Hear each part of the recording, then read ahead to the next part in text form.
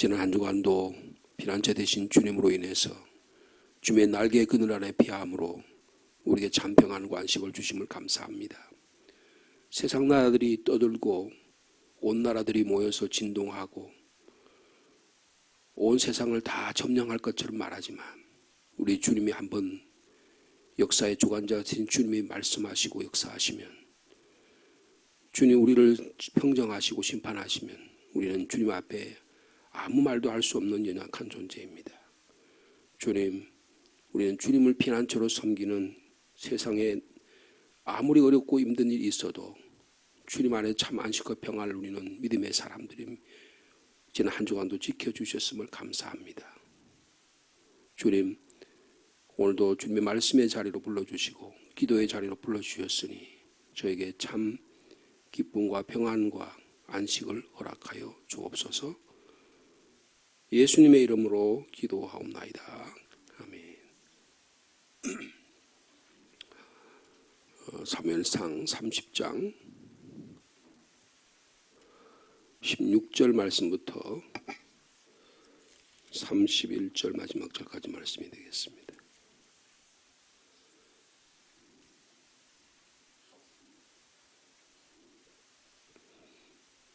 사무엘상 30장 16절 말씀 제가 먼저 받드리겠습니다. 그가 다윗을 인도하여 내려가니 그들이 온 땅에 편만하여 블레셋 사람들의 땅과 유다 땅에서 크게 약탈하였으므로 말미암아 먹고 마시며 춤추는지라.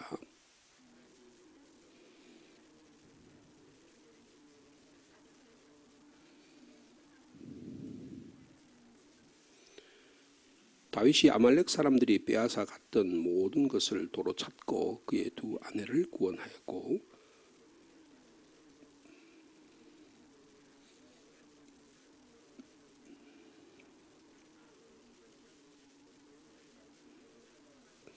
다윗이 또 양떼와 소떼를 다 되찾았더니 무리가 그 가축들을 앞에 몰고 가며 이르되 이는 다윗의 전리품이라 하였더라.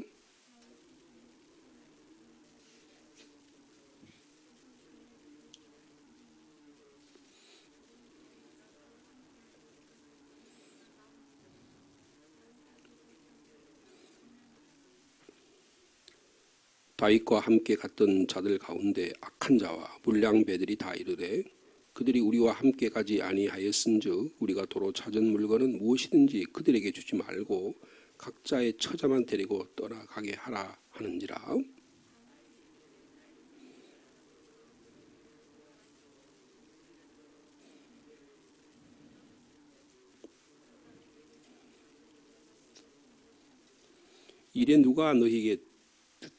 이 일에 누가 너희에게 듣겠느냐? 전장에 내려갔던 자의 분깃이나 소유물 곁에 머물렀던 자의 분깃이 동일할지니 같이 분배할 것이니라 하고,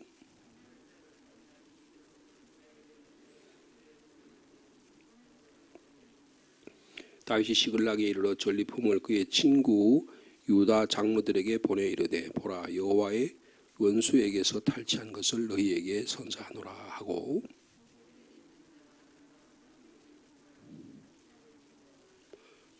아로엘에 있는 자와 신못에 있는 자와 에스모아에 있는 자와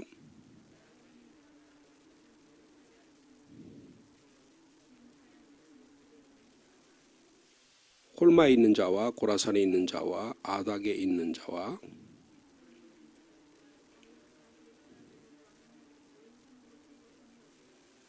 아멘. 이 사무엘상 16장부터요 30장 15장에 걸쳐서 이 다윗의 광야 생활에 대한 이야기가 기록되어 있습니다. 한 10년 정도 세월이 걸린 그런, 다윗이 한 40년 정도 왕으로 역할을 하거든요. 근데 초반기에는 지금 오늘 본문에 31점 헤브론이라는 것이 나오죠. 헤브론에서 왕 역할을 한 6년 정도 했습니다. 그러니까 여기 왜 헤브론이라는 곳을 적었냐 하면 앞으로 헤브론이 중요한 곳이 될 것이다 라는 것을 미리 우리에게 보여주는 거예요. 그래서 여기에 16개 도시인데 그 헤브론을 비롯한 이 지역에 땅을 나눠주고 전리품을 나눠주고 이렇게 해서 이 다윗이 유다 지파잖아요. 지금 이 지역에 일어났던 일들은 전부 다 유다 지파에서 일어날 일들이에요. 이 유대 광야. 그러니까 10년 동안 사울을 피해서 도망을 다녔지만 실질적으로는 어떤 일이 있냐면 유다 지파의 인정을 받는 거예요. 유대 지파의 지도자로 세움을 받는 그런 단계다. 그렇게 볼 수가 있습니다. 그래서 이 30장을로 해서 다윗의 유대 광야에서의 생활이 끝나는 그런 일이야. 그럼 이제 앞으로 어떻게 되느냐? 헤브론을 중심으로 해서 지도자 역할로 왕의 역할을 감당합니다. 그리고 사울이 죽고 나면 이제 북이스라엘 12지파에 있는 사울이 중심으로 했던 그 땅까지 다 포함해서 이제 통일 왕국을 이루는 그런 내용이 사무엘 하에 이제 사울의 장례식을 치고 나서 치열한 그 내전이 일어나는 거예요. 내전이 일어나서 사울과 그의 그 신하들이 따르는 권력자들을 어떻게든 통합해가지고 다윗에게로 이제 흡수되는 그런 내용들이 이제 계속해서 진행이 될 것입니다. 그러니까 앞으로는 이 다윗이 어떻게 왕이 되느냐 그런 과정을 이 사무엘서가 쓰고 있다 그렇게 볼 수가 있습니다. 그런데 오늘 본문에 보면 이 다윗의 처신이 나와요. 여러분들 이 하나님께서 이 지금 이 시글락이 이 블레셋부터 너는 전쟁에 나가면 안 된다. 아기스 왕으로부터 퇴출 명령을 받고 자기가 머물러 있는 시글락이라는 곳으로 오잖아요. 여러분 시글락이라는 곳은 지금의 팔레스틴 땅입니다. 팔레스틴이 이렇게 있으면 제가 말씀을 드렸죠. 이쪽이 이렇게 왼쪽에 지중해가 있어요. 지중해에 면해가지고 이스라엘 땅이 있는데 그 땅에서 바다 쪽에 있는 그걸 저지대라 그래요. 이 저지대는 주로 누가 살냐면 블레셋 사람들이 삽니다. 지금도 팔레스틴 사람들이 많은 사람들이 팔레스틴 난민이라고 표현하기도 하고 팔레스틴 사람이란 그 사람들이 벌써 이 성경 시대에 거기 살았던 거예요. 모세가 왔을 당시에 그 이스라엘 이 팔레스틴 민족도 거기와 같이 살았습니다. 그러니까 가장 이 가나안의 7 족속 가운데 가장 접하기 어렵고 물리치기 어려운 민족이 팔레스틴 민족이에요. 그 지금도 팔레스틴하고 싸우잖아요.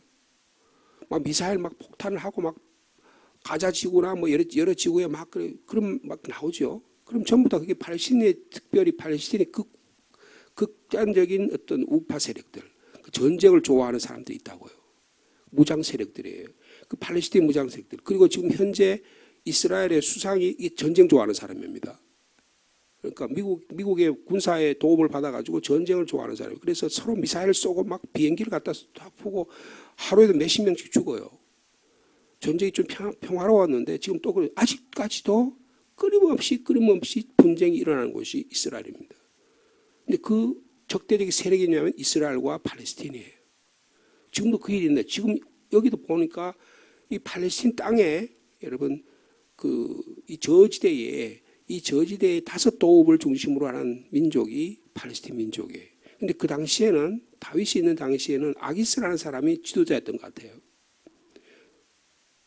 근데 이 아기스한테 잘 보여가지고 사울 왕을 피해가지고 이 지금 시글락이라는 곳에 자기 거주지를 마련했습니다. 시글락에 있으면서 시글락은 이쪽 팔레스틴 땅 쪽의 남쪽이에요. 그러니까 애굽 쪽으로 가까운 쪽에 있습니다. 그리고 유대 광야와 좀 접한 곳에 있어요.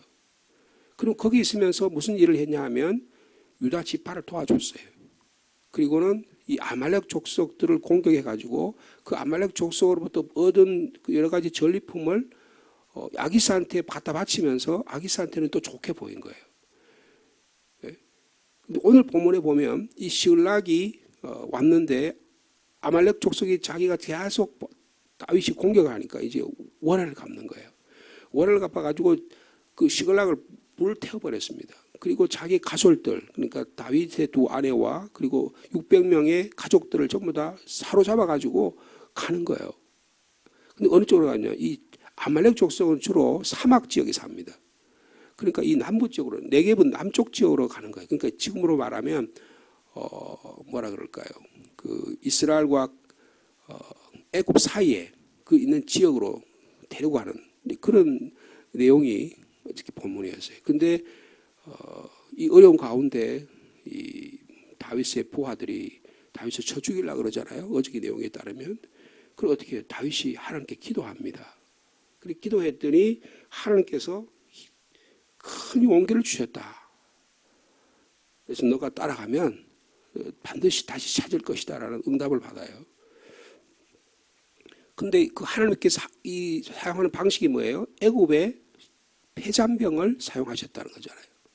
여러분, 그래서 애굽의 폐잔병 이야기가 어저께 나왔습니다. 그래서 당신 뭐 물도 주고 포도주 주고 힘을 줘가지고 다시 살려가지고 너가 도대체 누구냐 어디서 왔냐 하니까 제가 애굽의 폐잔병이고 이 시글락이라는 성을 우리 아말렉 족속들이 불태웠습니다. 그러니까 너가 거기 우리에게 알려줄 수 있겠냐? 그러니까 그가 지금 그 폐잔병의 도움으로 자기 가족들을 구하게 되는 길이 열린 거예요. 자, 그게 오늘 본문의 시작입니다. 그거는 이 애굽의 폐잔병입니다. 다윗을 인도하여 내려갔다라고 하는 말은 보통 이 내려갔다는 말은 이스라엘에서 애굽으로 갈 때는 내려간다는 말을 씁니다. 예루살렘에 갈 때는 올라간다는 말을 써요. 왜냐하면 예루살렘은 지대가 높아요. 그러니까 높은 데서 낮은 데로 가면 내려간다고 말하겠죠. 그러니까 지금 이 낮은 지역으로 저지대로 내려가는 거예요. 그래서 내려가니 그들이 온 땅에 편만해서 지금 이 사람들은 어떻게 아말렉 족들은 자기 승리했다고 생각하는 거예요.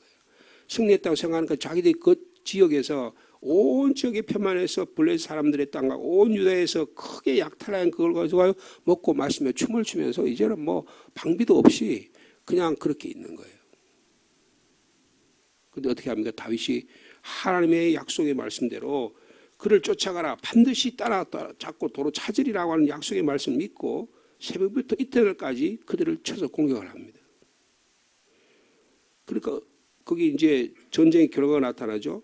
낙타를 타고 도망한 소년 그러니까 400명 이외에는 전부 다 몰살을 합니다. 대승리를 거두게 되는 것입니다. 그렇게 해서 다윗이 아말렉 사람들이 빼앗았던 모든 것을 다시 도로 찾고 그의 아내도 생명을 구하게 됩니다. 19절에 그랬죠. 그들이 약탈하였던 곳, 거기 보면 약탈한 목록이 나와요. 무리들의 자녀, 빼앗았던 것은 크고 작은 걸 막론하고 아무것도 잃은 것이 없이 모두 다 다윗이 도로 찾아왔다 그랬어요. 그 다음 또 나오죠. 다윗이 양떼와 소떼도 다 되찾았다. 그러니까 무리가 그 가축을 앞에 몰고 가면서 말하면 야 다윗이 승리해서 이런 일이 일어났구나라고 다윗을 칭찬하고 다윗을 높여드리는 이야기가 여기 나오기 시작합니다. 자, 근데 이제 21절에 보면 다윗이 지난번에 갈 때 전쟁에 나갈 때 이 부솔 시내 600명이 저 아벡이라는 곳에서 북쪽에서 내려와 가지고 한 90km 정도 내려와 가지고 있는데 중간에 부솔이라는 시내에서 너무 지쳐 가지고 그러니까 200명을 남겨뒀었잖아요. 근데 이제 전쟁에 아말렉 족속을 치고 나와서 전쟁에 승리하고 와서 다시 그 부솔 시내로 와 가지고 이들의 200명을 만나는 거예요. 여러분 이것이 오늘 다윗에게 있어서 중요한 분기점이 됩니다. 200명이 나오니까 그들이 다윗과 함께한 온 백성을 영접합니다. 아, 승리했다는 소식을 듣고 이제 다윗 우리 지도자가 승리했구나 하고 환영하기 위해서 와요. 그런데 보세요. 21절 후반절에 함께한 백성을 영접하러 나온지라 다윗이 그 백성에게 이르러 문안을 합니다. 그러니까 서로 편한 안부를 하는 거죠. 그러니까 여러분 22절에 다윗과 함께 전쟁에 나갔던 자들 가운데서 불만 세력이 있어요. 거기를 뭐라고 표현해요? 악한 자와 불량배라고 그랬습니다. 그러니까 다윗의 생각과 다르게 전쟁에 나간 자기 이해관계가 있는 거예요. 여러분 전쟁을 하면 반드시 이해관계가 있습니다. 나라와 나라 사이에 전쟁을 하면 자기가 거기서 전쟁에서 얻은 소득의 무엇을 차지하려고 하는 무리들이 반드시 있는 거예요. 세상 나라의 삶의 모습인 겁니다. 그래가지고 우리가 그들과 함께 가지 않은 이 200명에게는 되찾은 처자들만 돌려주고 나머지는 저들에게 주지 맙시다 라고 이야기하는 거예요. 여러분 23절에 이 다윗의 정치력의 지도력이 나타납니다. 자, 23절 말씀 같이 읽겠습니다. 시작. 다윗이 이르되 나의 형제들아 여호와께서 우리를 보호하시고 우리를 치러 온 그 군대를 우리 손에 넘기셨은즉 그가 우리에게 주신 것을 너희가 이같이 하지 않는다. 그렇게 200명에는 400명 너희에게 나눠주고 소위 말해 너희들이 전리품을 취하고 200명에는 못 나눠준다. 그렇게 하들 없다는 거예요. 하나님께서 우리를 보호하신 것이지 하나님의 역사하신 게 내가 전쟁에 승리해서 한 게 아니다. 이렇게 얘기하는 거예요. 자, 그러면서 24절에 이야기하면 24절 같이 읽습니다. 시작. 이 일에 누가 너희에게 듣겠느냐. 전장에 내려갔던 자의 분깃이나 소유물 곁에 머물렀던 자의 분깃이 동일할지니 같이 분배할 것이니라. 여러분 다윗이요. 어떻게 사람을 대하고 있는지, 어떻게 소유물을 관리하고 있는지, 어떻게 법적인 질서를 세우는지가 여기 나타나는 거예요. 여러분 사울은 주로 어떻게 되면 전쟁에 나가면 자기 편만, 자기 가족들만 챙깁니다. 그런 사람들이 있어요. 그런데 어떻게 하면 다윗은 그렇게 하지 않았다는 거예요. 여러분 애굽에 버려진 소년도 챙겨요. 연약한 자도 챙깁니다.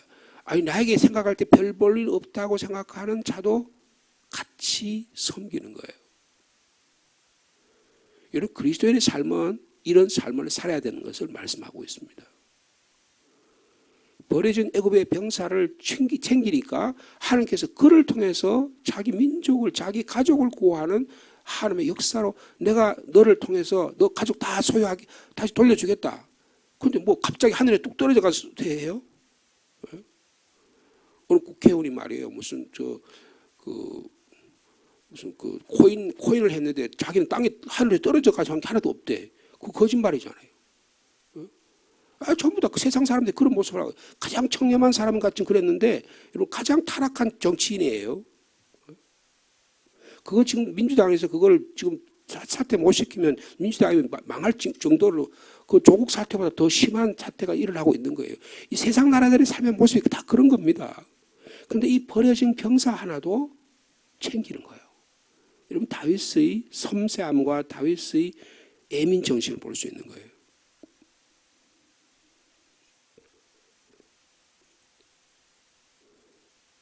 그 다음에 여인과 아이들도 챙깁니다.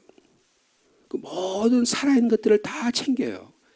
거기 보면 다 찾았다 그랬죠? 아무것도 잃은 것이 없이 모두 다윗이 도로 찾았다. 아무것도 모두 이런 말을 많이 써요. 여러분 이것은 모든 것을 도로 찾다. 이게 뭐냐면 하나님께서 다 도로 찾게 해 주셨다는 거예요.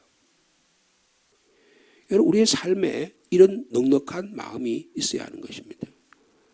네 거 내 거 갈라가지고 네 교회 내 교회 갈라가지고 싸우고 분쟁하고 여러분 그렇게 되면 다 망하는 거예요. 망하는 거예요. 이거 내 구역 네 구역 나눠가지고 이렇게 망하는 거예요. 여러분 우리 5월 28일 날 우리 오래간만에 이제 코로나 이번에 국가에서 해제가 되잖아요. 그죠? 그럼 우리가 5월 28일 가가지고 성령 강림 주일에 가서 함께 예배도 드리고 식사도 같이 하고 그 다음에 교제도 하고 할 거예요. 근데 지금 제가 이야기를 들어보니까 뭐 점심 식사하는데 뭐 부역장이 뭐 하고 저쪽으로 뭐 서로 뭐 이야기가 많아요. 근데 여러분 이 다윗의 정신을 생각하면 어떻게 해요? 다 같이 나누고 섬기고 봉사하는 모습이에요. 여러분 초대교회 모습과 동일한 것입니다. 무슨 말이에요? 배잔병도 하나님이 주신 선물이라는 거예요. 하나님께 다 도로 찾게 하는 건 하나님이 주신 선물이라는 거예요. 하나님이 다 도로 찾게 하셨다는 거예요.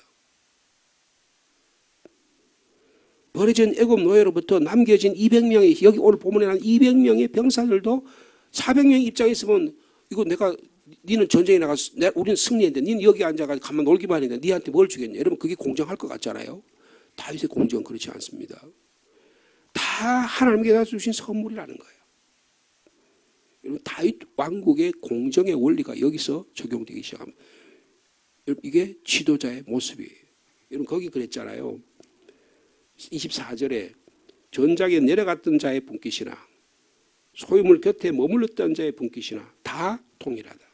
똑같이 분배할 것이다 라고 분배의 원리를 정합니다.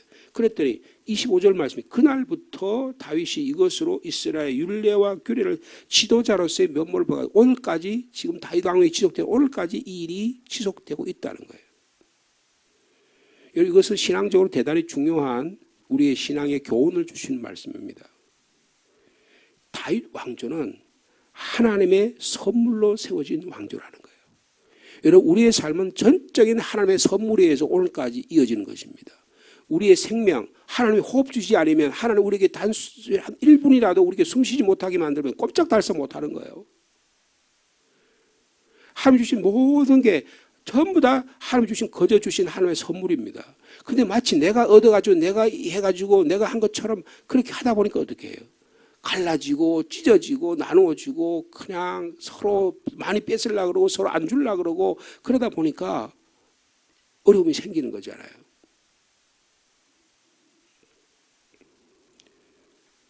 여러분 이것을 신앙의 원리로 우리가 한번 적용해 볼 수 있습니다. 성경 말씀 한 구절 찾아볼게요. 에베소서 2장 신약 성경입니다. 에베소서 2장 8절 말씀입니다.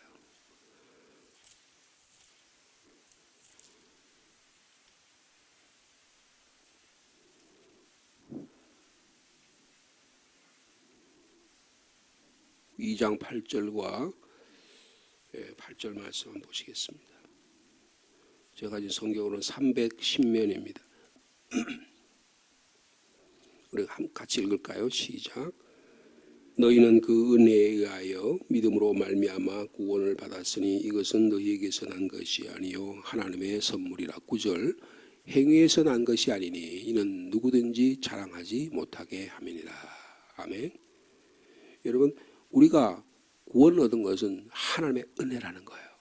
하나님의 은혜에 의해서 이것이 전적인 하나님의 은혜구나라고 받아들이는 것을 뭐라 그래요? 믿음이라 그런 거예요. 은혜가 전제되지 않는 믿음은 나의 확신일 뿐입니다. 여러분 하나님의 은혜를 경험한 자만이 믿음의 삶을 살 수가 있는 거예요. 이 다윗의 삶은요 하나님의 은혜의 삶을 살았다는 거예요. 다윗은 전적으로 하나님의 은혜 없이는 하루도 살 수 없다고 하는 것을 고백하는 거예요. 여러분 오늘도 우리에게 주신 하나님의 선물을 믿음으로 받아들이는 은혜의 삶을 사는 저 여러분 되시길 축복합니다. 행위에서 난 것이 아니야.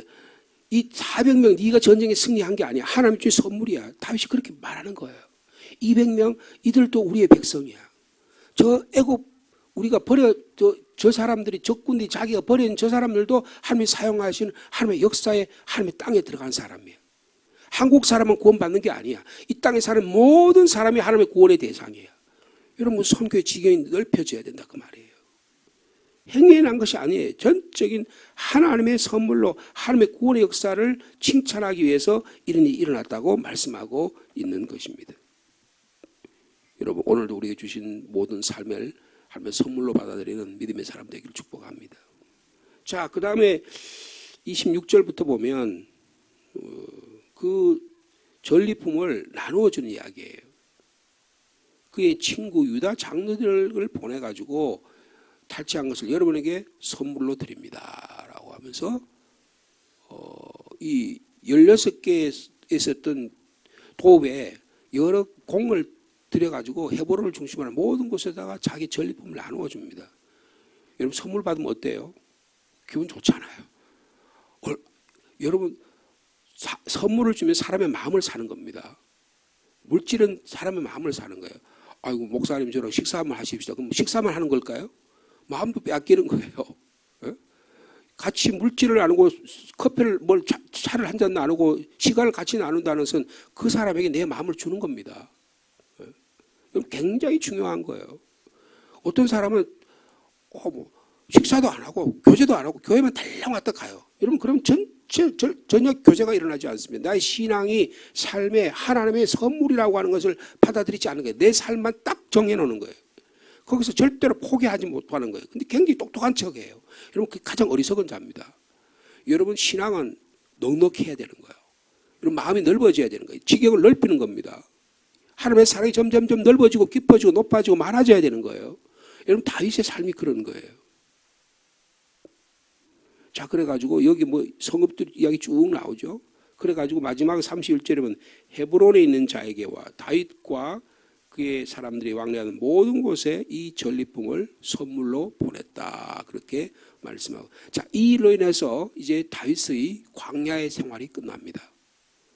자, 그래서 우리가 좀 생각해 볼 것은 다윗에서의 광야 생활이 도대체 무슨 의미가 있냐 그거예요. 우리가 16장부터 쭉 다윗이 도망다닌 노베 제사장을 도망갔던 일을 사무엘의 곳에 갔었던 일, 그리고 심지어는 블레셋에서 도망갔다가 광야 생활 이리저리 막 헤맸던 일, 또 사울을 2차례나 살려줬던 일들, 요나단과 눈물의 그 이별을 했던 장면들, 예? 자기의 가족들을 위해서 헌신했던 일들, 이런 일을 쭉 있잖아요. 여러분, 이 다윗의 모세 이야기는 무엇과 연관이 있냐면 모세의 광야 이야기와 관련이 있어요. 모세가 40년 광야 생활을 했습니다. 여러분, 모세가 이스라엘 백성을 잃고 40년 광야 생활하면서 이스라엘 백성과 모세가 깨달은 게 뭐예요? 거기서 뭘 했습니까? 40년 동안 살아계신 하나님과 우상이 뭔가를 구별하는 걸 배운 거예요. 여러분, 예수님께서 40일 동안 광야에서 시험을 받으셨어요. 여러분, 유대 광야에서 이스라엘 백성이 40년 노예 생활해서 거기서 얻은 삶의 교훈과 예수님이 40일 동안 교훈하면서 받은 교훈이 뭐예요? 예수님 40일 동안 뭘 했습니까? 하나님의 소유가 뭔가, 하나님의 것이 뭔가를 보는 거예요. 세상 사람들이 제가 경제가 세상의 중심인 것 같지만 아니, 하나님의 말씀이 삶의 중심이 되어야 한다는 것을 가르쳐 줬어요. 권력과 명예보다 더 귀한 하나님의 나라가 있다는 것을 보여준 거예요. 그러니까 무슨 말이에요? 좀 이렇게 좀 일반화시켜서 말하면 하나님을 이용하는 종교의 생활을 해서는 안 된다는 거예요. 하나님 우리를 사용하시는 도구로 우리가 사용돼야 된다는 거예요. 여러분, 예수님은 그것을 광야에 40일 동안 철저하게 경험하신 거죠. 그리고 마지막 3년 동안 그 체험을 하신 거예요. 여러분, 이스라엘 백성이 애굽에 40년 동안 살아면서 뭘 한 거예요? 하나님, 살아계신 하나님과 우상의 차이를 구별하는 훈련을 받은 거예요. 그러면서 뭘 배웠어요? 하나님을 예배하는 걸 배우는 거예요. 여러분, 인생을 40년 동안 앞으로 우리가 더 오랜 세월 동안에 신앙의 삶을 사는 건 뭐예요? 하나님의 세계와 하나님의 세계 아닌 것을 구별하는 걸 배우는 거예요. 여러분, 우리의 삶 속에 날마다 우리는 그걸 구별하고 배워야 돼요. 배우고 살아갑니다. 근데 날마다 마귀 사탄은 우리로 가면 하나님의 세계가 아닌 것을 우상 숭배에 만들어서 내가 삶의 중심이 되거나 물질이 되거나 자신이 우상이 되거나 아니면 건강과 뭐 명예가 이런 게 우상이 될 때 자꾸 유혹을 시험하는 거예요. 그런데 사울은 거기에 넘어져 가지고 멸망해 버리고 맙니다. 다윗은 여기서 살아남는 거예요. 살아남는 거예요. 온전히 하나님 앞에 살아가는 삶을 오늘도 살아가는 저 여러분 삶이 되기를 축복합니다. 다윗의 광야 얘기는 뭐예요? 예? 10년 동안 미움받은 사냥감처럼 돌아다니잖아요. 그러면 막 이렇게 하시죠. 아이고, 이놈의 세상 막 내가 얼마나 골리앗을 내가 쳐볼 수가 없는데 사울 저게 말이야.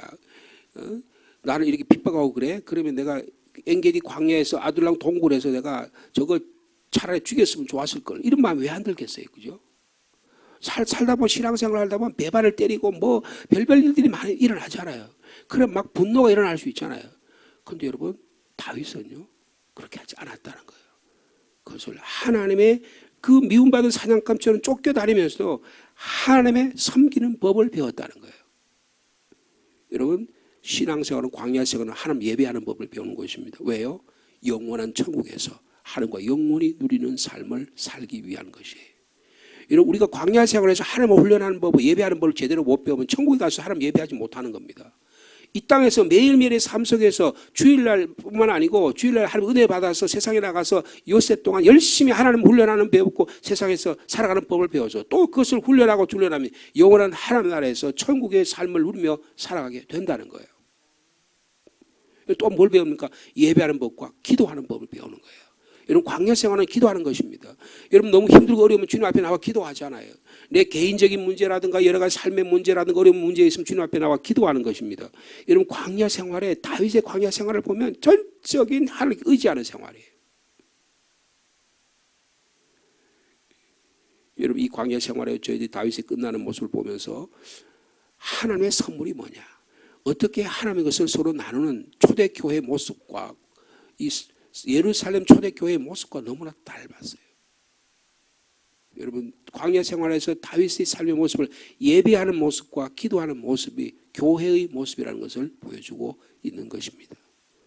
오늘도 우리 인생의 광야에서 이런 다윗의 삶의 모습을 통해서 예배와 기도의 삶이 이어지는 복된 하루의 삶이 되기를 축복합니다. 거룩하신 하나님, 다윗의 광야 이야기를 저희들이 읽고 있습니다. 광야 가운데 참으로 어려운 일이 많고 슬픈 일이 많고 억울한 일이 많지만 다윗은 믿음으로 하나님을 예배하는 법을 배웁니다. 하나님을 기도하는 법을 배웁니다. 살아계신 하나님의 것과 우상 숭배가 무엇인가를 구별할 줄 아는 능력을, 영적 판단력을 배웁니다. 주님, 저에게 그런 지혜를 허락하여 주옵소서. 사울은 여기에 실패하고 맙니다. 권력에 맛을 들여서, 비교의식에 빠져서, 상대적인 열등감에 빠져서 끊임없이 추락합니다. 한때는 사울은 위대한 왕으로 하나님의 영에 사로잡힌 자였지만 이제는 하나님의 버려진 자가 됩니다. 다윗은 출신도 좋지 않고 가문도 좋지 않고 그저 목동 출신에 불과한데 하나님 그를 사용하셔서, 하나님의 마음에 맞는 그를 사용하셔서 예배하는 자로, 기도하는 자로, 하나님의 공정과 하나님의 공의를 실천하는 왕으로 세움을 받습니다. 주님, 우리의 삶도 다윗과 같은 삶을 살아가기를 원합니다.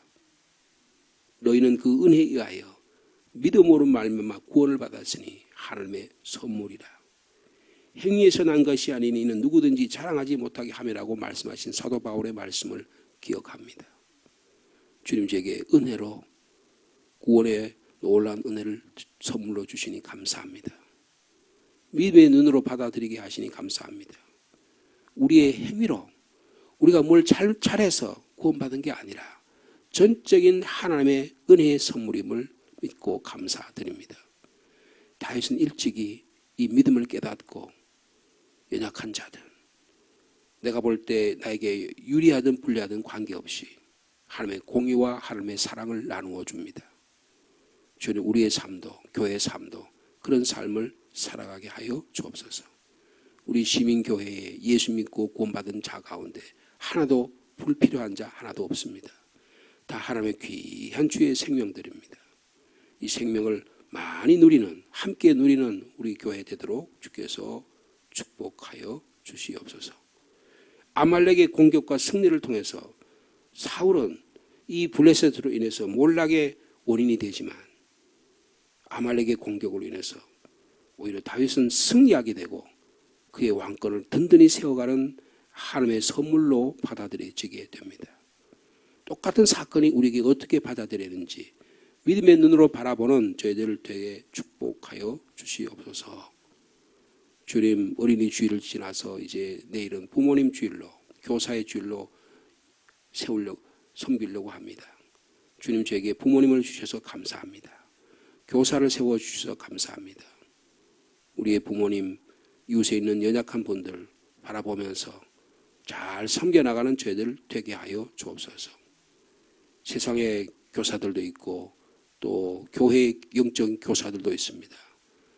존경하며 섬기며 함께 나누는 귀한 삶이 될 수 있도록 주께서 축복하여 주시옵소서. 기도의 제목을 가지고 오늘도 주님께 고개 숙여 기도합니다. 연약한 육신의 연약함을 위해서 주님께 간구합니다. 주님, 다스려 주시옵소서. 주님, 치료하여 주시옵소서. 주님, 원하시면 낫게 하여 주시옵소서. 어려운 가운데 있는 자들 있습니까? 자녀를 위해 기도하는 부모님의 눈물의 기도를 들으시고 응답하여 주시되 온전한 믿음의 가족 되도록 주께서 함께하여 주옵소서. 예수님의 이름으로 기도하옵나이다.